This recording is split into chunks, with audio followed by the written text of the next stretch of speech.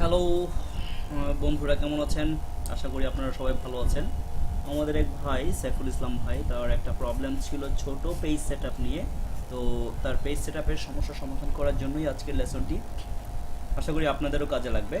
চলুন শুরু করা যাক। তো একটা বিষয় হচ্ছে, যদি আমরা নর্মালি একটা কম্পোজ করে নিই, সেই কম্পোজ করার পর পেজ সেটআপ করার জন্য আমাদের তিনটে স্তরে পেজটা সেটআপ করতে হয়। দেখেন, পেজ লেআউটে ক্লিক করলাম। পেজ লেআউটে ক্লিক করার পরে পেজ লেআউটের প্রথম স্তর হচ্ছে পেপার সাইজ। আপনাকে যেটা করতে হবে, এখান থেকে প্রথমে পেপার সাইজ সেট করে নিতে হবে। পেপার সাইজ আমরা সাধারণত A4 সাইজে প্রিন্ট করি, তাই A4 সাইজে সেট করলাম। এরপরে আপনার কাজ হবে পেপারের ওরিয়েন্টেশন সেট করা, অর্থাৎ আপনি পেপারটাকে লম্বালম্বি করবেন নাকি ল্যান্ডস্কেপ করবেন। অর্থাৎ লম্বালম্বি করলে পোর্ট্রেট দিতে হবে, আর আড়াআড়ি করলে ল্যান্ডস্কেপ দিতে হবে। আমরা পোর্ট্রেট করে নিলাম। আর এরপরের কাজ হচ্ছে মার্জিন সেট আপ করা।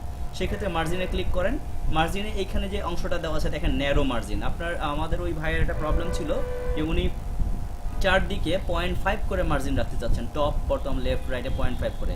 আপনি এখান থেকে করে নিতে পারেন। এখানে ক্লিক করলে অটোমেটিক্যালি 0.5 মার্জিন চলে আসলো, এটা বাই ডিফল্ট। তারপর যদি আপনার এখানে কোনো কারণে ন্যারো মার্জিন বা এই মার্জিনগুলো শো না করে, সেই ক্ষেত্রে আপনি এখানে কাস্টম মার্জিনে ক্লিক করে চলে আসেন। এখান থেকে টপে 0.5 ইঞ্চি, বটমে 0.5 ইঞ্চি, লেফটে 0.5 ইঞ্চি, রাইটে 0.5 ইঞ্চি, এটা কমায় বাড়ায়, লিভারটা কমায় বাড়ায় 0.5 ইঞ্চি করে পোর্ট্রেট ওকে করে পেপার এখান থেকে A4 সাইজ সেট করে ওকে করে দেন।